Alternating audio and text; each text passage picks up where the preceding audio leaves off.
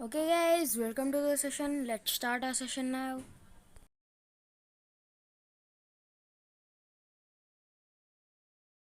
So welcome to ODA class. You know our motto, it's better teacher, better future, and ODA class is now trusted by more than 2.5 million students. And today we are going to start with our first chapter. And the first chapter is matter in our surroundings.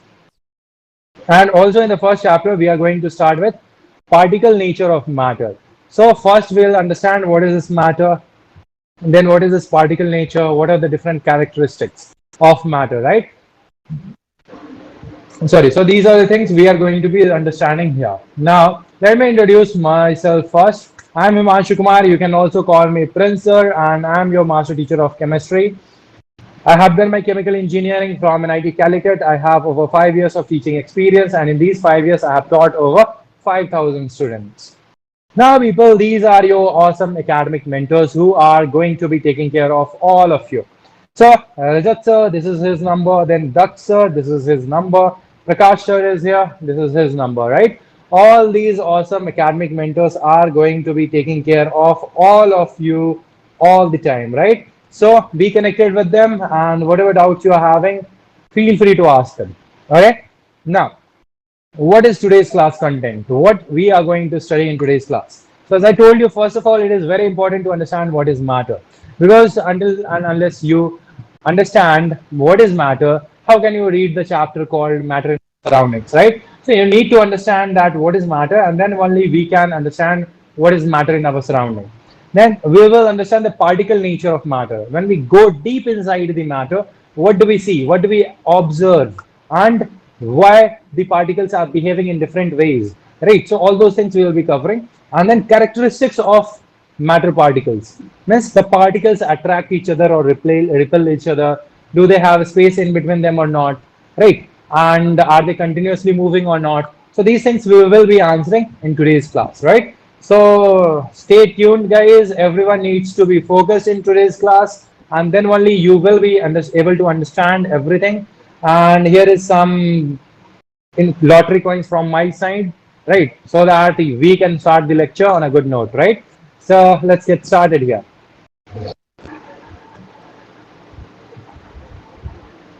Okay, all of you are ready? Type on if you're ready. Come on.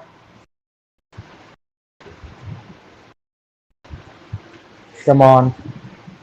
Yeah. So all of you seem to be ready. Very nice. Now let's get started. Okay. So first thing first, we have matter at our hands, right? So matter is everything which occupies space and has mass. Okay. So see, anything in this world which has some mass, for example this bottle is having some mass, so it is called matter. It is also occupying some space at the same time. Of course it is occupying some space, that means it is having some volume. Occupying some space means what? It must have some volume. So it is having this much volume, it can contain 1 liter of water. At the same time it is having mass, so it is matter. This small box of plastic, it is also matter.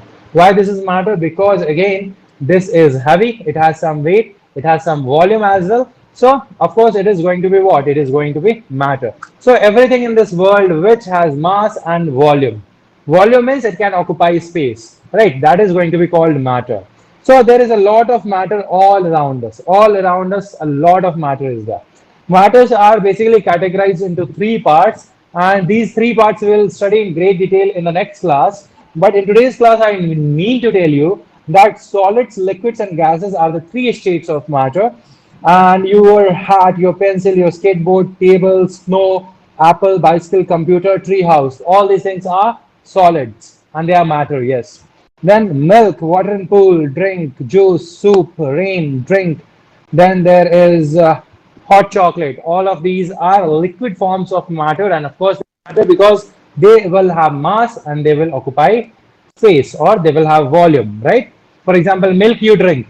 You say that I have drank 1 liter of milk. So, what does that mean? Milk is having mass, of course, and of course, it is having some volume also. Then gases also are matter. Wind, air, hot air balloon, wind from fan, steam coming out of this particular steam iron. Then there is wind, fog. All these things are in the category of matter, right? So solid, liquid, gases. All of these are matter. They should be having what? They should be having mass and volume. That's it. We can call them matter. Hope this is clear with all of you. So now if it is clear with all of you, you should have no problem in answering the questions I'm going to be asking you. So here are some questions. Which of the following can't be called matter? So guys, here, chair, air, cookies, and light. You think which one can't be called matter? Which one does not have mass or volume? Come on, let's go for that. I'm starting this quiz right away. Everyone, let's answer it. You have 30 seconds to answer the question. All of you know the rules. All of you are smart kids, right? Last 15 seconds now.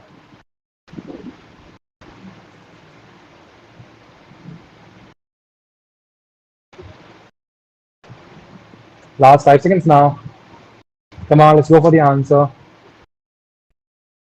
Okay, I'm finishing the quiz now, and basically, the correct answer is going to be C. C is the correct answer because it has mass and occupies space, right? So, because it has heavy weight, heavy mass, and of course, it is occupying some space. Now, you'll think like, sir, air is not heavy, but let me tell you, LPG cylinders, have you seen? It weighs too much, and it has just a gas. The gas is called liquefied petroleum gas. That gas is there under very high pressure, but it will weigh around 14 kgs. So gas can be heavy also. I hope all of you are understanding this. Let's move on and see. Anything is matter. For that, the reason is always it has mass and occupies space or has volume. So that is the correct reason. For example, gases, when you put in a balloon, right, the balloon will become bigger. That means gases are occupying some space inside the balloon. And also, the balloon will become little heavier. So also, gases have the weight, because of that only balloon got heavier. So I hope this is clear. Now, this is a very important question for all of you. Select the substances which can't be called matter. So here you have light, pen, gravity, computer, test, dust. Test is TASTE, right? Not TEST. And air and smell. So these are the substances given here, apparently, and you have to select which one is not matter. So four are not matter. Even if you decide which three ones are actually not matter or two ones, then the remaining answer you can guess. I'm giving you 45 seconds for this question. Let's go for this, guys. Come on.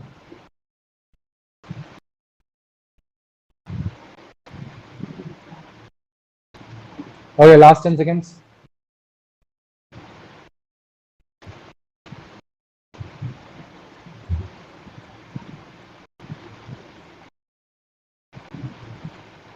Hey guys, I'm finishing the quiz here.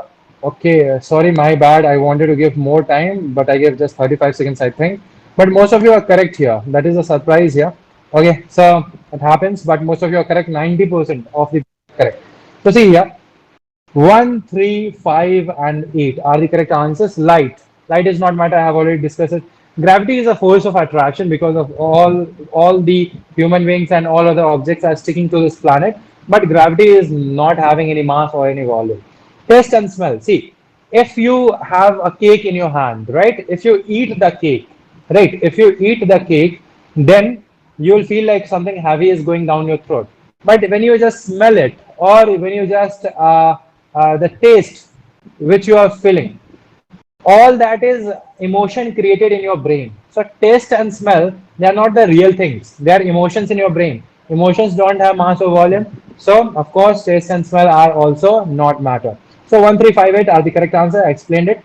Anyway, all of you guys have done great here. Now, all of you have understood this. Please type one if you have understood this. And if you have not understood, type what is your doubt. Directly type your doubts.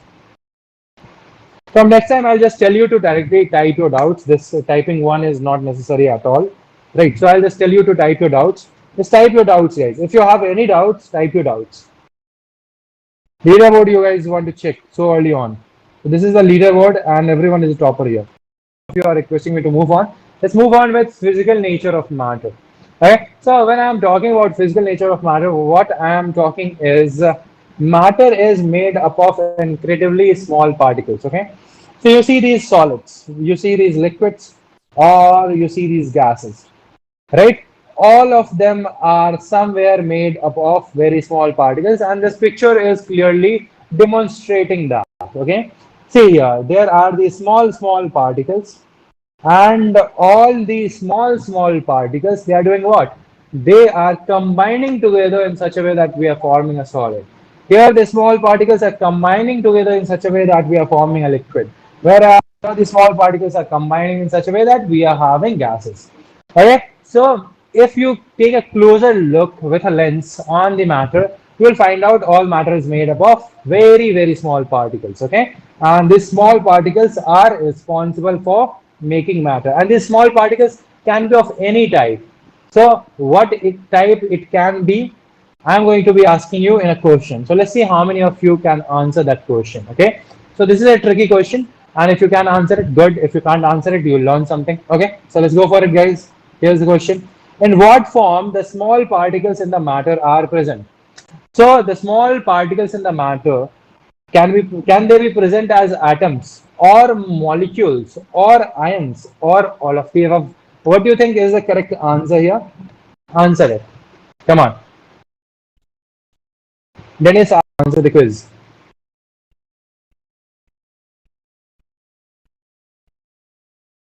Come on, let's go for it. Okay, time is up. 30 seconds are over. I'm going to be finishing the quiz. And basically, here the correct answer is going to be what? The correct answer is going to be all of the above. Many of you have answered all of the above. Some of you got distracted here and there. So let me define it. See, there is a lot of object in our surrounding. For example, suppose there is iron rod, right? Suppose there is then oxygen gas, okay? And let's suppose there is this common salt which we put in our vegetables, right? So these are the things we have available with us. The iron rod, oxygen gas, and common salt, right? Now, iron rod is actually made up of atoms, iron atoms, right? Oxygen gas is made up of molecules. Common salt is made up of ions.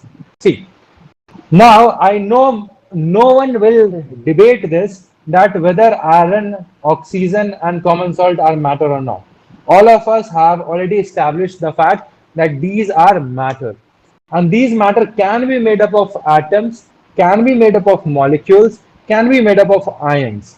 So the small particles in the matter are present in the form of atoms, molecules, or ions. Right? These are the three possibilities. Hope all of you will understand this. Right? So let's move on. And if you have any doubts, write it down. When I tell you to post your doubts, you can post your doubts in the comment box. I'll take care of your doubts. It will not take a lot of time to take care of the doubts you will be posting. Don't be shy there. Just post your doubts. First, write it down on a notebook so that when I give you 1 minute, 1.5 minute time to post your doubts, you can post your doubts. Okay. Now, moving on. Characteristics of particles of matter. So now we have already understood that matter is made up of different particles, and we have also understood that matter is something which occupies space and has mass. Now the thing to understand is what is the behavior of matter particles with each other. Right. For example, to judge a man's character or a woman's character, we have to see how they are behaving with their neighbors. So similarly, here to judge the particles of matter, to judge the matter, here we have to see how they are behaving with their nearby particles, with their neighboring particles, right? So the first thing first, right, is particles of matter have space between them. No matter which state of matter it is, right? It is actually going to have some space in between the particles. Yes, the amount of space can be greater or lesser, right? But there will be some space. So you see here you have a picture of gaseous molecules, right? Together, liquid molecules together, and solid molecules together. The gaseous molecules have the biggest space in between them. Then there is liquid molecules. Liquid molecules have a little smaller space, and the solids have the smallest space.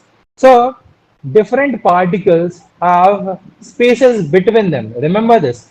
In sorry, I have to drink some water now.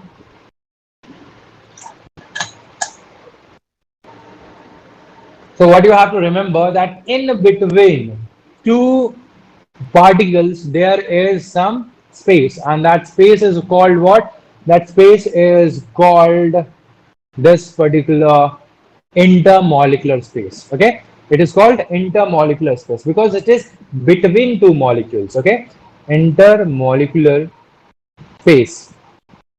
Okay, so you see, you have solid or liquid or gas. There will be some space between the particles. Gases will have a lot of space, liquids have little space, and solids have almost no space, very less space. Okay, hope this is understandable by all of you. Now, if any of you have any doubts, don't type anything else. Just type your doubts. Just type your doubts. I'll take your doubts. Come on, and let's go experimental. Just now we were studying about that particles of matter have space in between them, right? So basically, let's understand it with the help of some experiments. Take a 100 ml beaker, fill beaker with half with water and mark the level. Suppose you are filling up to here with water and you are marking it. Now dissolve sugar with the help of glass rod into it. Dissolve some sugar into it. Observe any change in water level. We'll see yes, the water level have increased, right? Here the water level would be earlier water level will be like this, right? Earlier water level would be somewhere like this, and the new water level will be somewhere like this. There will be difference in water level. What basically happens that when you are mixing water and sugar between different, let me show you pictorially here. See, suppose this is water molecules. Okay, between the water molecules there is always going to be some space.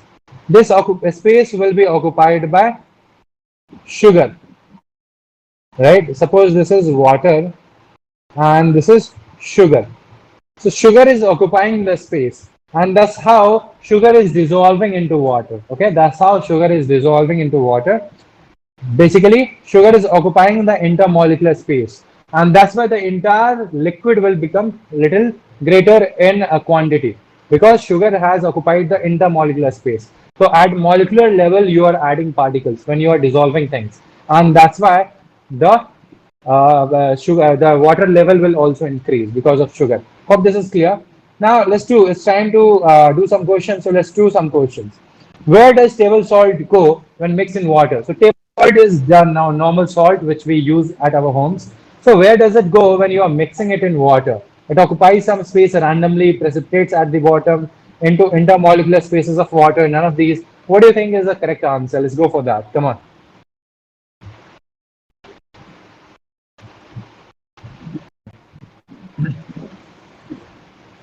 Last 15 more seconds you guys have. Come on, let's go for it.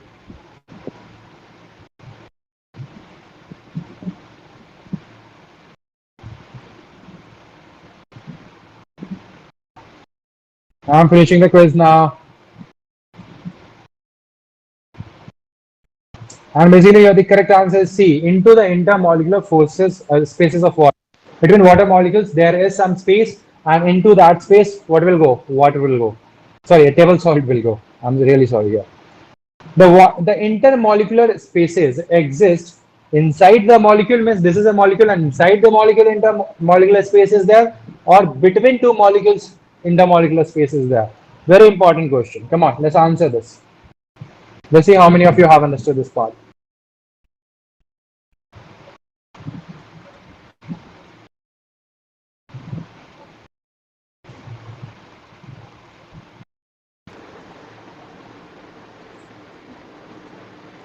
Okay, I'm finishing the quiz now. Okay, let's close the rank list. And basic of course, the correct answer is going to be between the molecules. Between the molecules. Somebody asked a doubt that what is the difference between atoms, molecules, molecules, and ions. See, I'm writing it here so that all of you can observe it. Right now, you don't require it in the first chapter, but I'll write it anyhow. See, atoms are smallest particle. Smallest particle. Molecules are basically two or more atoms joined together. Two or more atoms joined together is molecules. And what are ions? Ions are basically atoms or molecules having charge. Having charge. It can be positive or negative. Take a screenshot. Remember this. You don't require more than this. More than this, I'll be teaching in atoms and molecules. Okay. Okay. So let's move on. And now, guys, I'll be teaching you the next property characteristics of matter, and then I'll be taking it out. Okay. So particles of matter are continuously moving. So particles of matter are continuously moving here and there, right? And because of that only, when you are burning one agarbatti or incense stick, the smell of the incense stick will reach to different portions in your house. It will be able to reach into different portions of your house because it is able to spread here and there, right? It is able to spread from one place to another. Hope all of you are understanding it. Then again, there is deodorant or this particular steam coming out of your food item.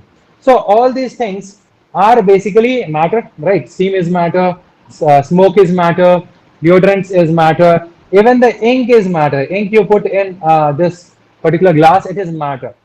But without doing anything, they will actually be spreading, right? They will be, for example, if you are burning one agarbatti in that corner of the room, you can smell it from here also. From here also, you can smell it. So that is the magic of this continuous motion of particles. The particles of the matter are continuously moving. In case of solids, we cannot observe it very clearly, right? And in case of liquids also, sometimes it can be difficult to be observing. But in case of gases, we can always see that particles are continuously moving. Even if you're walking, the wind will collide with your face and you will be able to see, okay, this particular thing is moving, right? The air particles are moving. So for solids and liquids, it is little difficult to understand, right? Now, effect of temperature on motion of the particles. If you increase the temperature, what is going to happen to the motion of particles, right? Whether the motion of particles increases or decreases. So see, temperature increases, molecular motion or kinetic energy also increases. Means if you increase the temperature of a substance, the particles will also start to move rapidly. Here you can see in this picture, here you see the temperature in the thermometer. 1, 2, and 3. There are three thermometers, right? And in all these three thermometers, number 1, number 2, and number 3, the temperature is increasing. As you go from 1 to 2, temperature is increasing. 2 to 3, temperature is increasing. And you can see the speed of the particles is also increasing. They are moving very fastly as the temperature is increasing. So this is what happens. When the temperature is very low, the particles will be moving slowly. Temperature increases, the particle speed will increase. And when the temperature is very high, the particles will be moving very fastly. Okay, so as you increase the temperature, molecular motion increases or kinetic energy increases. Now, many of you will ask, what is kinetic energy? Kinetic energy is that energy of a body or of a substance which is because of speed. See, this pen I am throwing here, it had some energy. That energy was the kinetic energy because it was moving with speed. See, I'm throwing it here. Kinetic energy. It was moving up with some energy because it had some speed, right? Hope all of you are understanding it. So now I'm going to be asking you some questions and let's answer these questions. Come on. Particle possess particle possess kinetic energy due to their area, speed, volume, or color. What is the correct answer? Let's go for that. Very easy question.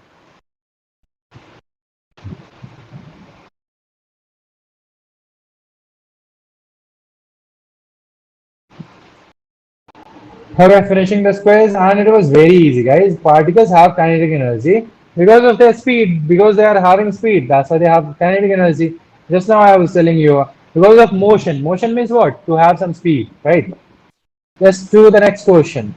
In which state of matter we can observe the continuous motion of particles without any help from experiments? So it is apparent, like you can easily see their continuous motion without any experiment, right? So in which state of matter is it possible? Come on, let's go for this. Which state of matter was it?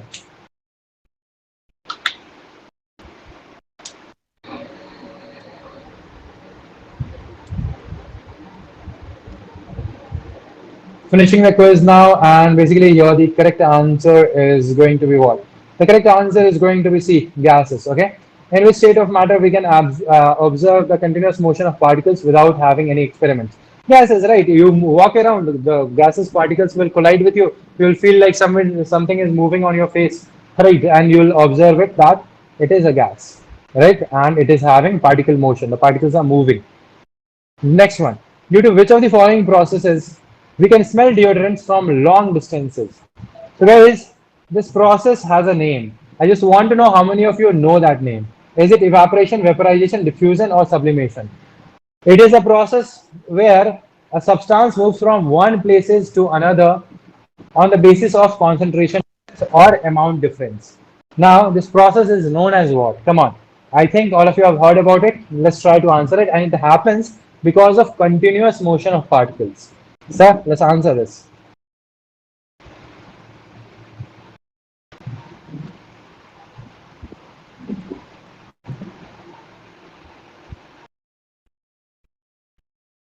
Finishing the quiz here.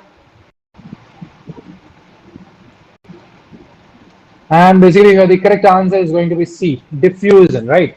So, in which of the following processes can the smell deodorants go long distances, right? So, here diffusion is that process. Diffusion is basically the agarbatti which you are burning. If it reaches to your nose, that process is known as diffusion. I'll be teaching about it in next to next class. I just wanted to know how many of you know this process, okay? Anyway, let's move on. Gases exert the pressure on wall of the container due to what? See, gases are continuously moving. So why are they exerting pressure, right? Why are they having pressure on the wall of the container? For example, if you fill a balloon with air and if you press it, right? If you press it, basically it will get pressed. But if you leave it, it will again occupy its original position. That is because of pressure inside the balloon, right? There is a lot of pressure inside the balloon, and due to that only it is happening. So the collision between individual particles or collision between particles and wall of the container, small size of the particles, none of these. What do you think is the correct answer? Remember this, guys. The pressure is on the wall of the container. Now let's answer this.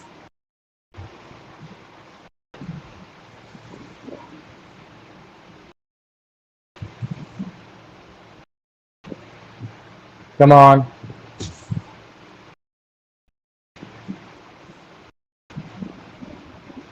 Last 15 seconds, guys.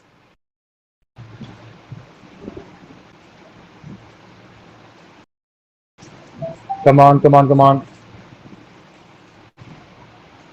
Okay, Manashreya, Prakhar, Adarsh, Rashmi, Shreya, and Anika, and Hilanshi, and Dennis, and Anshuman are the fastest one. There are two Shreyas. Anyway, I'm finishing the quiz.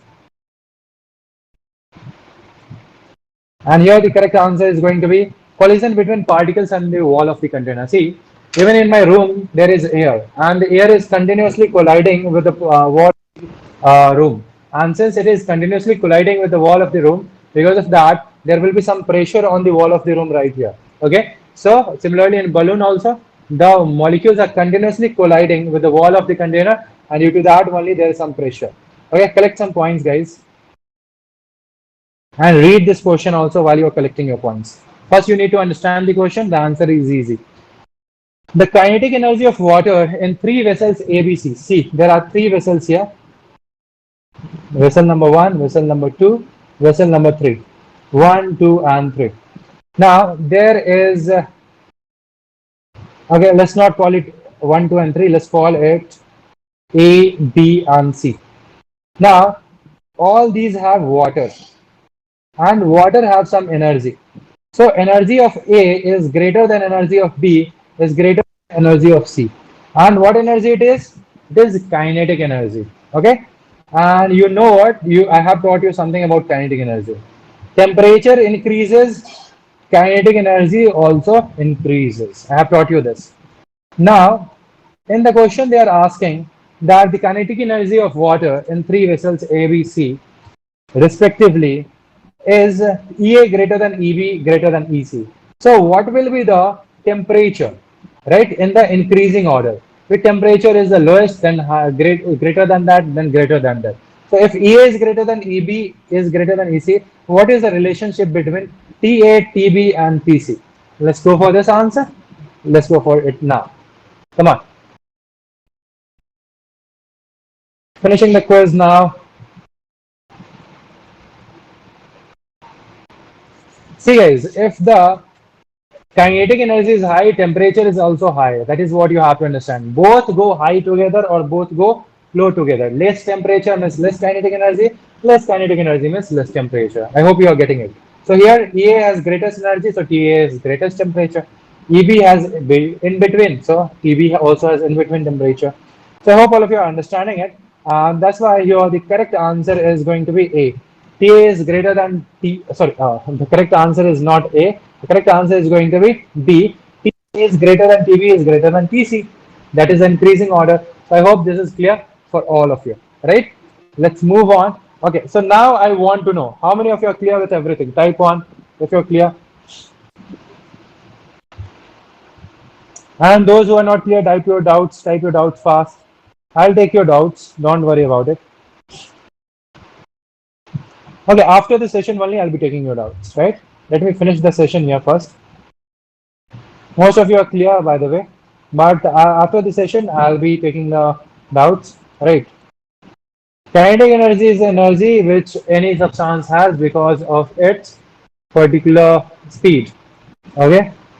Now, see, the forces of particles. That's what we are going to study.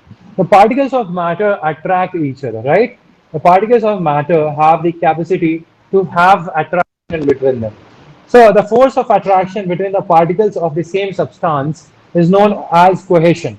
So if two particles are look alike, means they are exactly the same, like two cartoons here, they look same. So between them, if there is some kind of bonding or some kind of force, that is known as cohesion. Whereas the force of attraction between particles of different substance is known as adhesion. So here you see these one is green, one is blue. So between them and both actually have little difference also. And so here easily you can say it is adhesion. It is going to be adhesion. Okay, hope this is clear with all of you. Adhesion and cohesion. Cohesion means that the same kind of particles are joining together, and adhesion means that two different kinds of particles are joining together. Okay, hope you are understanding this. And all the particles of matter are attracting each other. Either it is adhesion or cohesion. Okay, hope this is clear. Now let's do some questions. Here's the first question on your screen. Cohesion is a force acting between dash type of particles, same or different. Very easy question. Cartoon also have shown now. Now I expect correct answer here.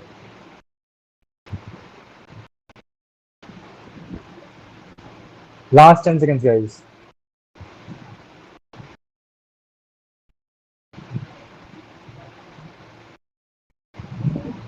I'm finishing the quiz now.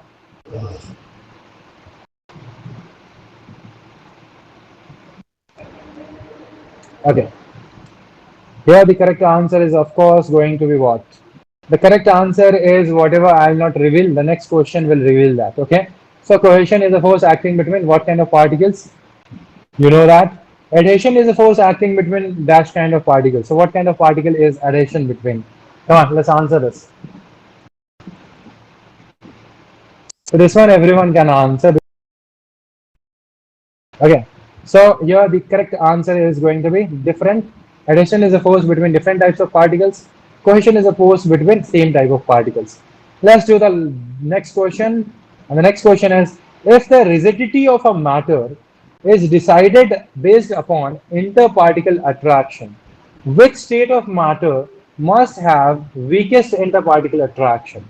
You see, how solid a substance is, how rigid the substance is, if that is decided upon how much the particles are attracting each other, then which state of matter must be having the weakest interparticle attraction?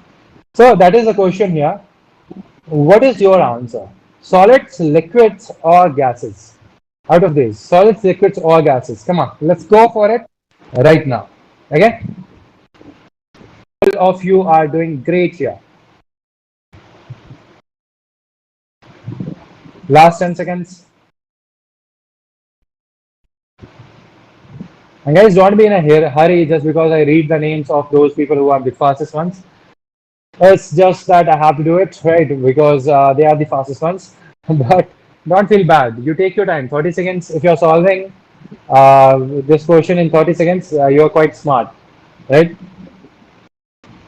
Okay, I'm finishing the quiz now. The correct answer is going to be what? The correct answer is going to be C, gases. So, gases are basically those substances which have the weakest interparticular attraction,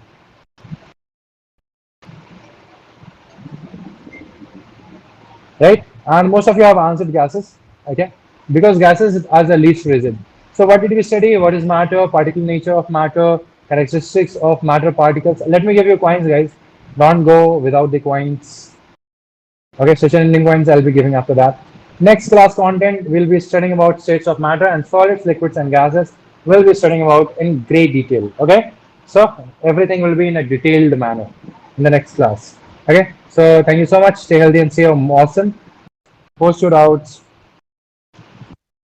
Okay guys, thank you for watching my video, and if you like my video, you like and share, and if you have any doubts, you also comment me, and don't forget to subscribe my channel for more videos.